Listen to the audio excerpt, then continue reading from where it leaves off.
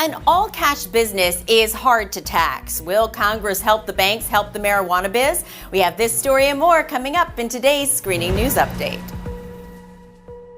The Supreme Court has denied a petition to review its ruling in the case of Spokeo v. Robbins. Back in May of 2016, the court decided that a technical violation of a federal statute, in this case the FCRA, does not constitute a concrete injury as Article 3 of the Constitution requires. Over the last 2 years, several lower courts have adopted conflicting interpretations of the ruling. Some followed the SCOTUS decision and threw out cases against employers if the plaintiff could not establish they suffered concrete harm.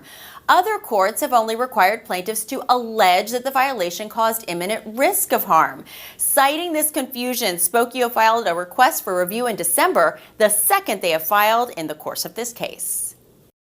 The country's marijuana business is growing every day, but there is still a huge hurdle the states have not been able to fix. Since the drug is still illegal under federal law, banking institutions are afraid to do business with growers and distributors because it would technically make them complicit in a federal crime.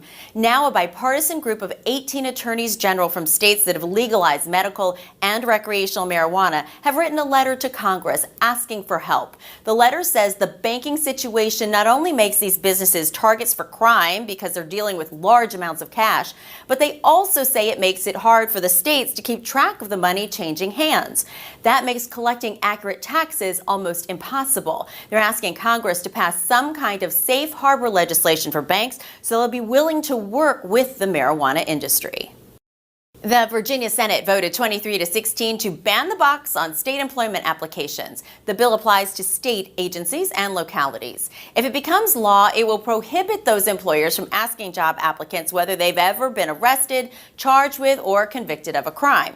The question can be asked after a conditional offer of employment has been made, and that offer can be rescinded if there is a conviction that directly relates to the job's duties.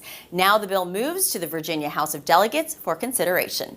And that's all for today. Be sure to join us every week for more news, and be sure to check out ebiinc.com for more screening information. I'm Jennifer Gladstone. See you next time.